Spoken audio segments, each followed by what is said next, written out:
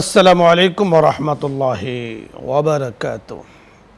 ইন্নাল হামদালিল্লাহ ওয়াসসালাতু ওয়াসসালামু আলা রাসূলিল্লাহ ওয়া আলা আলিহি ওয়া আসহাবিহি আজমাইন। সুপ্রিয় দর্শক মণ্ডলী, মহান আল্লাহ তাআলার শুকরিয়া আদায় করে আপনাদের সকলকে সাদর আমন্ত্রণ জানিয়ে আজকের এই চমৎকার সুন্দর আয়োজন আমরা শুরু করতে যাচ্ছি। আল্লাহ রাব্বুল কারীম পবিত্র কোরআনে হাকিমে বিধান দিয়েছেন আমাদের জীবন পরিচালনা করার, সুন্দর জীবন কিভাবে আমরা পাব, জীবনের প্রতিটি ক্ষেত্রে কিভাবে আমরা বরাকা পাব, বরকত দ্বারা ভরপুর হবে, এই সম্পর্কে পবিত্র কোরআনে হাকিম এবং আহাদিসে মোবারকায় আমাদের জন্য বিধানাবলী রয়েছে। আজকে আমরা চমৎকার গুরুত্বপূর্ণ একটি বিষয় আলোচনা করব দৈনন্দিন জীবনে, যা আমাদের খুবই প্রয়োজন। তা হলো যে আপন গৃহে অথবা কোথাও বাড়িতে, বাসা বাড়িতে প্রবেশের যে ইসলামিক পদ্ধতি বা বিধান আছে, পবিত্র কোরআনে হাকিমে বা শরীয়তে কি বলা আছে, এ সম্পর্কে বিস্তারিত আলোচনা করবেন বিশিষ্ট ইসলামী চিন্তাবিদ, হাদিস বিশারদ, যেটি দীর্ঘদিন থেকে হাদিসের উপরে খেদমত করছেন, মুফতি মোহাম্মদ হুসাইন, শেখুল হাদিস, জামিয়া ইসলামিয়া, মহাখালী, ঢাকা। সাথে আছে আমজাদ হুসাইন হেলালি। আসসালামু আলাইকুম। ওয়ালাইকুম আসসালাম। কেমন আছেন? আলহামদুলিল্লাহ, আল্লাহ তাআলা ভালো রেখেছেন। আপনার কাছে আজকে আমরা বাসা বাড়িতে বা গৃহে প্রবেশের যে ইসলামিক পদ্ধতি আছে, কারণ আমরা দেখেছি যে ইসলামের সকল ক্ষেত্রেই বরকত পাওয়া যায় যদি ইসলামের পদ্ধতিগুলো অবলম্বন করা যায়। তো আপন গৃহে হোক অথবা পরের গৃহে হোক, পরের বাড়িতে হোক, প্রবেশের যে ইসলামিক পদ্ধতি আছে আপনার কাছে আমরা শুনব। ধন্যবাদ আপনাকে, অনেক অনেক ধন্যবাদ।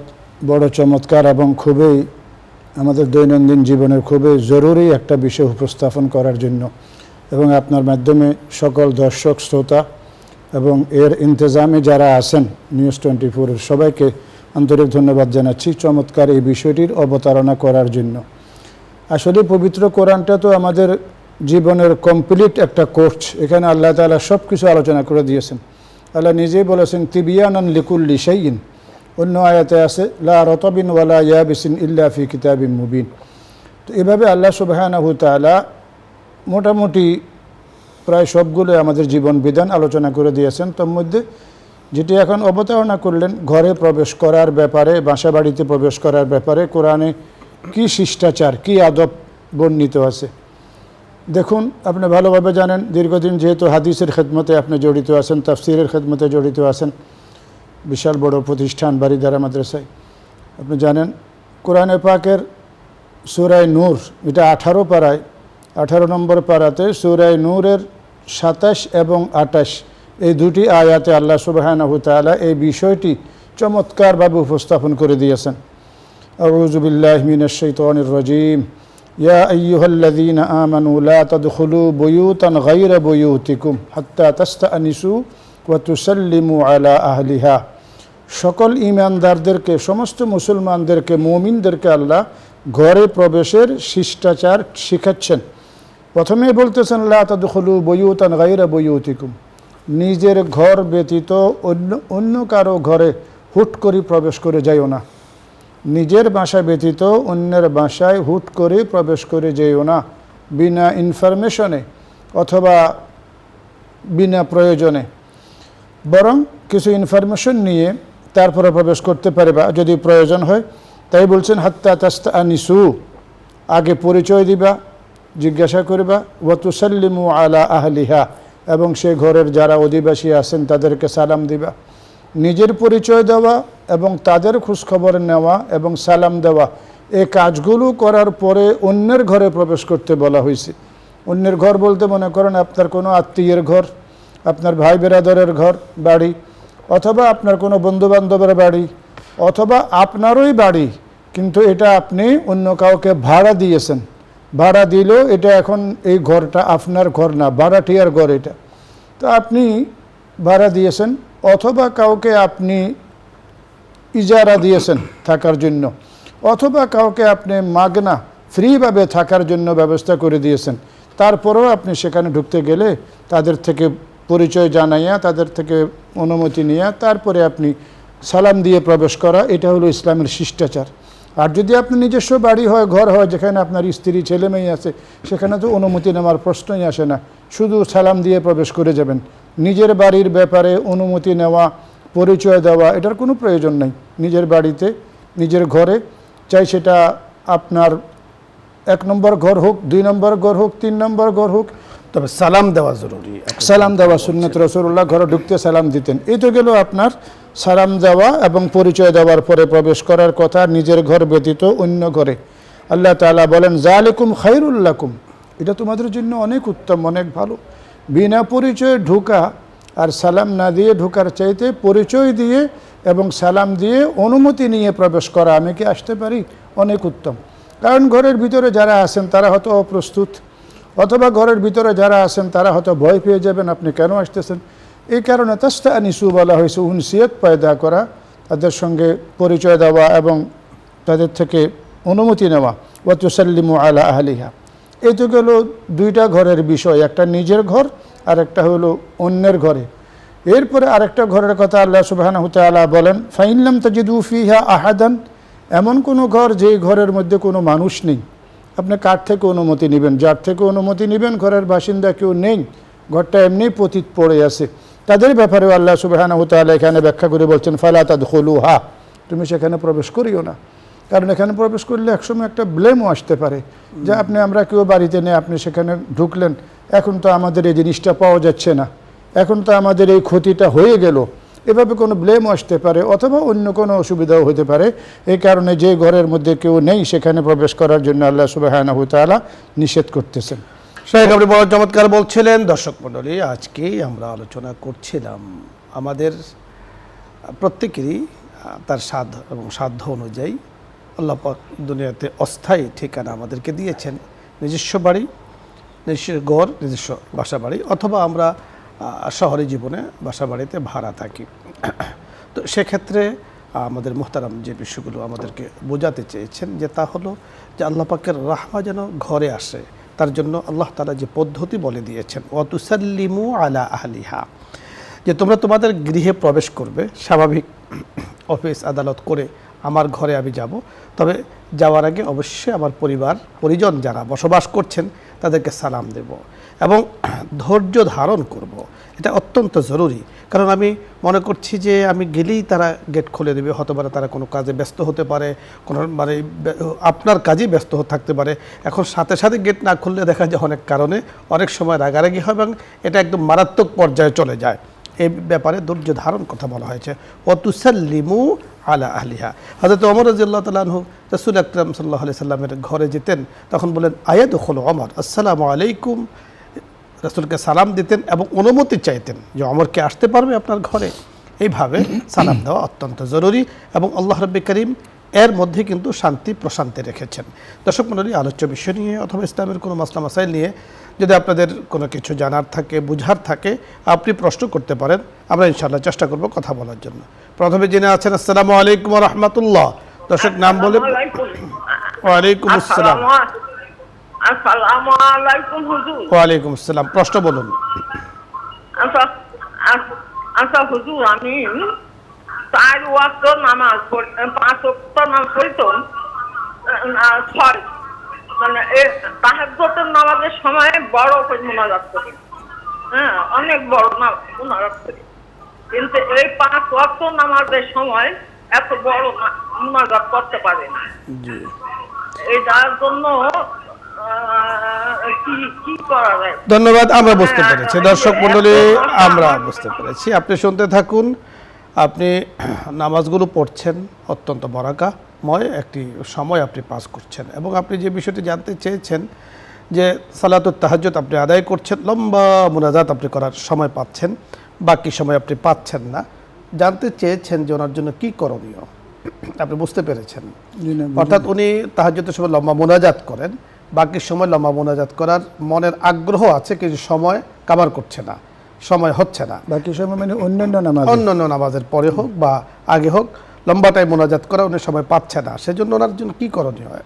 এতে তো কোনো সমস্যা নেই, কোনো সমস্যা নেই ওনার জন্য। বাকি ওনার যে মনে আগ্রহ আছে এই জন্য আল্লাহ তাআলা ওনাকেও জাযা দিয়ে দিবেন, জাযা খায়ের দান করবেন। যে আপনি আসলে আপনার যে মনের স্পৃহা, মনের আগ্রহ আছে, নিঃসন্দেহে এটা অত্যন্ত ভালো এবং ভালো লক্ষণ। আপনি নিজের জন্য দোয়া করুন, পরিবারের জন্য দোয়া করুন এবং প্রতি নামাজের পরে আপনি সময় আছে, আপনি চাইলে দোয়া করতে পারবেন। প্রতি নামাজের পরে, সুন্নতের পরে হোক, ফরজের পরে হোক, আপনার মৌলিক যে কথাগুলো আছে সেগুলো আল্লাহ তাআলার কাছে পেশ করুন। মনে রাখবেন, আপনি যা বলবেন সেটা তেমন যে তিনি জানেন, যা বলার ইচ্ছা আছে, মনে আছে, বলার সুযোগ পাচ্ছেন না, সেটাও তিনি জানেন। পরের দর্শক জি, আসসালামু আলাইকুম ওয়া রাহমাতুল্লাহ। জি হুজুর, আসসালামু আলাইকুম। ওয়ালাইকুম আসসালাম। হুজুর, আমার 3টা কোশ্চেন। বলুন। হুজুর, সালাতুল হাজাত আমি নামাজ পড়েছিলাম হুজুর 11:45 সেটা কি আমার ঠিক হয়েছে কিনা একটু জানাবেন। আর 2 নম্বর কোশ্চেন হচ্ছে হুজুর, ইশাকের নামাজ আমরা পড়ি 4:24 সূর্য উঠে যায়, তখনই কি ইশাকের নামাজ পড়বো? তার পরে কি কোরআন পড়বো নাকি আগে কোরআন মানে পড়বো? এটা কি আমাকে হুজুর ওমরার একটা সওয়াব পাওয়া যাবে কিনা? আর আরেকটা কোশ্চেন হলো হুজুর, কোনো নামাজ যদি কাদা হয়ে যায় সেই ক্ষেত্রে কি আমরা পরের দিন ওই কাদা উঠাবো নাকি এটা যে কোনো সময় উঠানো যাবে? জি, ধন্যবাদ। জি, আমরা কথা বলছি। ওয়ালাইকুম আসসালাম ওয়া রাহমাতুল্লাহ। পরের দর্শক, আসসালামু আলাইকুম। আসসালামু আলাইকুম ওয়া রাহমাতুল্লাহ। আমি রাজশাহী থেকে বলছি। জি বলুন। হ্যালো, বলুন। আমার 2টা প্রশ্ন হুজুর। বলুন। আমি হলো নিজের গরিব নিজের ভাই ও বোনকে কি যাকাত দিতে পারবো? জি। আর দ্বিতীয় প্রশ্ন হলো, আমার স্বামী আমাকে অল্প কিছু মাটির উপরে 2 তলা বাড়ি করে দিয়েছে। এখন আমার একটাই মেয়ে, ছেলে নাই। তো আমি মারা গেলে এই এই এই এই বাড়ির অংশ আমার মেয়ে ছাড়া আর কে পাবে? আর যদি পাই তাহলে মেয়ে কতটুকু পাবে, কতটুকু পাবে, ছেলে? ধন্যবাদ। আমরা বুঝতে পেরেছি আপনার প্রশ্ন। আপনি শুনতে থাকুন, আপনাকে বুঝিয়ে বলার চেষ্টা করব ইনশাআল্লাহ। পরের দর্শক জি, আসসালামু আলাইকুম। আসসালামু আলাইকুম। ওয়ালাইকুম আসসালাম। হ্যালো, আসসালামু আলাইকুম। সালাম নিয়েছি, আপনি প্রশ্ন করুন। হ্যালো, আপনি প্রশ্ন বলুন। জি, শুকরিয়া। পরের দর্শক, আসসালামু আলাইকুম। আমার 3টা প্রশ্ন আছে। হ্যালো, বলুন। হুজুর হচ্ছে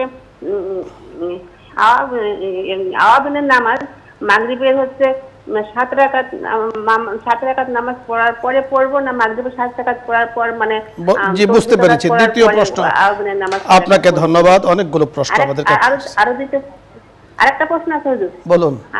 আরেকটা প্রশ্ন হচ্ছে যে মানুষ মারা গেলে হচ্ছে কি হচ্ছে, মানুষ যখন কান্নাকাটি করে সে মানুষ মারা গেলে সে কি বুঝতে পারে হুজুর? আর মানুষ মারা গেলে যে 3টা ভালো কাজ করলে যে প্রশ্নগুলো করবে উত্তর দেওয়ার পর মানে আমরা বুঝতে পেরেছি, কথা বলছি, আপনি শুনতে থাকুন। দর্শক মণ্ডলী, অনেকগুলো প্রশ্ন ইতিমধ্যে আমাদের কাছে এসছে, আমরা এক এক করে কথা বলছি। প্রথমত যে প্রশ্ন করেছেন যে সালাতুল হাজাত আপনি এই নামাজটি, নফল নামাজটি 11:45 পড়েছেন, তো এই নামাজটি পড়া কি ঠিক আছে কিনা? কারণ সূর্য মানে মাথার উপরে ওঠার সময়, তো আপনি 11:45 পড়েছেন। আমরা বলবো এই নামাজটি পড়ার সময় তো যে কোনো সময় আছে, যেহেতু এই যে সময়টা আপনি যদি গড়ে থেকে থাকেন তা আলহামদুলিল্লাহ, কারণ 3টা সময় নামাজ পড়া হারাম। তার মধ্যে সূর্য ওঠার সময়, সূর্য মাথার উপরে সোজা হওয়ার সময় এবং ডুবার সময়। তা আপনি 11:45 পড়ছেন, মানে এই সময়টা যদি গড়ে দেখে পড়েন আলহামদুলিল্লাহ, আর যদি না দেখে পড়েন তাহলে তো হতে পারে জাওয়ালের সময় হয়ে যেতে পারে 11:45। এজন্য আমরা আপনাকে বলবো যে আপনি যখনই নামাজ পড়ুন সালাতুল হাজাত পড়ার তো যেহেতু সময় নির্দিষ্ট নয়, যে কোনো সময় পড়তে পারেন, আপনি 3টার সময়ের টাইমগুলো জেনে আপনি নামাজটা পড়বেন। আরেকটি প্রশ্ন পড়েছেন ইশরাকের নামাজ আপনি সূর্য ওঠার, আমরা এটা বারবার এই মাসআলাটি বলেছি যে সূর্য ওঠার 23 মিনিট অথবা 17 মিনিট পরে গিয়ে আপনি ইশরাকের নামাজ পড়বেন। ফজরের নামাজ পড়ে আপনি তেলাওয়াত করতে পারেন, সূর্য ওঠার 23 মিনিট পরে গিয়ে আপনি ইশরাকের নামাজ পড়ে এরপর তেলাওয়াতও করতে পারেন, পারিবারিক কাজও সারতে পারেন। আরেকটি প্রশ্ন করেছেন উনি, কোনো নামাজ যদি সে কাজা হয়ে যায় সে নামাজটি কখন আদায় করবেন? পরের ওয়াক্তের নামাজ পড়ার আগেই কাদা করে নেবে। অর্থাৎ কোনো কারণে যদি ফজর আপনার ছুটে যায়, জোহরের আগেই আপনি কাজা করে নেবেন, এই নামাজটাকে বিলম্ব করার কোনো সুযোগ কিন্তু নেই। আরেকজনে প্রশ্ন করেছেন যে ওনার সম্ভবত নিজের ভাই বোনকে জাকাত দিতে পারবেন কিনা? পারবে, যদি জাকাত খাওয়ার যোগ্য হয় তারা, নিজের ভাই এবং বোন তবে নিজের সন্তান নয়, নিজের বাবা মা নয়। বাবা না। আপনি পরিষ্কার কিন্তু বিষয়টি বুঝেন, আপনার বাবা মাকে আপনি দিতে পারবেন না জাকাত, আপনার সন্তান নাতি নাতকুরকে জাকাত আপনি দিতে পারবেন না। দিতে পারবেন আপন ভাইকেও, আপন বোনকেও, কারণ শরীয়তের মূলনীতি হলো উসুল এবং ফরোকে জাকাত দেওয়া যায় না। বাবা মা হলো উসুল, ফরো হলো আপনার সন্তান বা নাতি নাতকুর, এদেরকে। আরেকটি প্রশ্ন করেছেন উনি সম্ভবত, যে স্বামী ওনাকে একটা বাড়ি করে দিয়েছেন, একটা মাত্র সন্তান আছে, মেয়ে সন্তান। তো এই কন্যা সন্তান তো ওনার সম্পদ পাবেনি, আর কে কে পাবেন? ওই সন্তানের যদি চাচারা থাকে, ফুফু থাকে, তারাও পাবে, তারাও পাবেন, এবং যদি তার দাদা দাদি থাকে, দাদা দাদিও পাবে। দাদা দাদিও পাবে। তো এই জন্য বোন আপনার জন্য একটা পরামর্শ আমরা দিতে পারি, কতটুকু পাবে একটা পরিমাণ নির্ধারণের জন্য আপনি একটা কাগজে লিখবেন, যেখানে ফতুয়ার চর্চা হয়, সেখানে যে মেয়ে আছে, মেয়ের চাচা আছে, ভাই আছে, ফুফু আছে, ওনারা কে কতটুকু পাবে। তাহলে মেয়েও কতটুকু পাবে, তার অংশ চলে আসবে, ওনাদের অংশ আপনি মনে রাখবেন যে শরীয়তের নিয়ম পদ্ধতি মানার মধ্যেই কিন্তু কল্যাণ। এখানে ঠগার কোনো কারণ নেই যে বাড়ির একটা অংশ অন্যরা পেয়ে যাবে, মেয়ে পুরোটা পাবে না, এটা আসলে বোঝার কোনো কারণ নেই। আল্লাহ পাক এর মধ্যে কিন্তু খায়ের রেখেছেন। মাগরিবের নামাজের পরে তাওয়াবিরের নামাজ 6 রাকাত পড়বেন, সুন্নত পড়ে 6 রাকাত আওয়াবিরের নামাজ আপনি সাথে সাথেই পড়তে পারে, সাথে সাথে পড়বেন, একটু বিলম্ব করে পড়লেও কোনো সমস্যা নেই। আরেকটি প্রশ্ন করেছেন আরেক বোনে, মানুষ যখন মারা যায় তো আত্মীয় স্বজন ওনার জন্য কান্নাকাটি করে, এটা কি ওনারা দেখতে পান বা শুনতে পান? না, দেখতে পান না, তবে বিভিন্ন কিতাবে আছে যে তারা শুনতে পান, কিছুটা শুনতে পান, কিছুটা শুনতে পান তারা, কিন্তু তারা তখন সাংঘাতিক তন্দ্রাচ্ছন্ন বা নিদ্রাচ্ছন্ন থাকেন। মানে স্বপ্নে মানুষ যা দেখে এমন একটা অনুভূতি আসে আর কি, অনুভূতি আসতে পারে স্বপ্নে দেখার মতো। রাইট। অনেক সময় পার্থক্য করতে পারেন না। এমনি বুখারী শরীফের মধ্যে বাবু সিমাইল মাউতা, মৃত মানুষ জগতের মানুষের কথাবার্তা শুনতে পায়, এই ধরনের একটা অধ্যায় আছে। সেখানে মুহাদ্দিসিনে কেরামদের লম্বা চড়া আলোচনা আছে, মতবিরোধ আছে। সারাংশ হলো যে জগতে যা কিছু বলা হয় এগুলো ওনারা আসলে শুনতে পান, বা ওনার জগতে সেখান থেকে তাদের রুহানি ফয়জা বারাকাতও জগৎবাসী কিন্তু পেয়ে থাকেন। পরের দর্শক, আসসালামু আলাইকুম রহমতুল্লাহ। আরেকটা প্রশ্ন করতাম হুজুর। বলুন, প্রশ্ন বলুন। আমার হাজবেন্ডটা হচ্ছে হজ করেনি। আমার হাজবেন্ডের অনেক টাকা ছিল, সে একজন ডেপুটি চিফ ইঞ্জিনিয়ার, কিন্তু সে হজ করেনি। তা আমি 5 লাখ টাকা ব্যাংকে, ওই ইসলামী ব্যাংকে রেখে দিছি। ধন্যবাদ, আমরা বুঝতে পেরেছি। আপনি শুনতে থাকুন। আপনার স্বামী অনেক টাকা ছিল, তার মানে ওনার উপরে হজ ফরজ ছিল, সেটা উনি করে যেতে পারেননি। এখন আপনার কি করণীয় সেটা আমরা শাইখের কাছে শুনব। জি, ধন্যবাদ আপনাকে। আপনার যদি টাকা থাকে, স্বামীর পক্ষ থেকে বদলি হজটা আপনি করাই নিতে পারেন কাউকে দিয়ে, বা নিজেও করতে পারেন। যদি স্বামীর টাকা বা আপনার টাকা থাকে এবং যদি মনে চায় যে আমি হজটা করাই নিব, বদলি হজ করে নিতে পারেন, অসুবিধা নেই। আপনি তখন করাতে পারবেন যদি সফরে যাওয়ার মতো আপনার মাহরাম থাকে। আপনার জন্য মাহরাম জরুরি, অন্যথায় বদলি হজ যে কোনো অভিজ্ঞ দিনদার মানুষ দ্বারা, পুরুষ দ্বারা করিয়ে নেওয়া, এটা হলো শরীয়তের বিধান।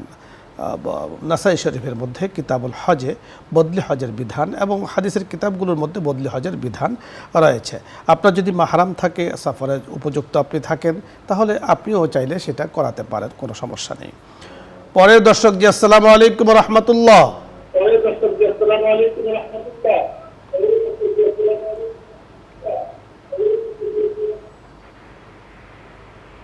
দর্শক শুনতে পেয়েছেন, প্রশ্ন বলুন।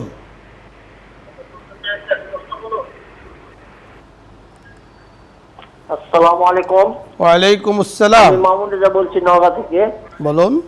জি, আমার 3টি প্রশ্ন। 1 নম্বর হলো যে আমরা ঘরে প্রবেশের সময় মাসনুন দোয়া কি পড়ব, আর ঘরে এবং পরিবারে শান্তি সমৃদ্ধি এবং বারাকা বৃদ্ধির জন্য এবং রিজিক বৃদ্ধির জন্য আমরা কি কি আমল দোয়া? জি মামুন রেজা সাহেব, অনেক 3 চমৎকার। নম্বর হলো দোয়া কবুলের শর্ত কি? শুধু জি ধন্যবাদ। দোয়া কবুলের শর্ত কি, আমরা আসলে কথাগুলো প্রায় আলোচনা করি।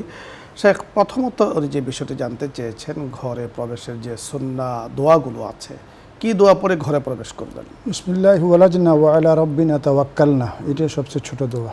ছোট্ট দোয়া বা বিসমিল্লাহ পড়েও আপনি বিসমিল্লাহ পড়ে চলে ঘরে প্রবেশ করতে পারেন। পবিত্র কোরআনে হাকিমে যে বলা হয়েছে আসসালামু আলাইকুম, এই সালাম বলবেন এবং ঘরে যে আমাদের শায়েখ দোয়াটি বলেছেন আপনি এই দোয়া পড়বেন অথবা বিসমিল্লাহ পড়েও প্রবেশ করতে পারেন। ঘরে বারাকা এবং রিজিক বৃদ্ধির কি দোয়া আছে?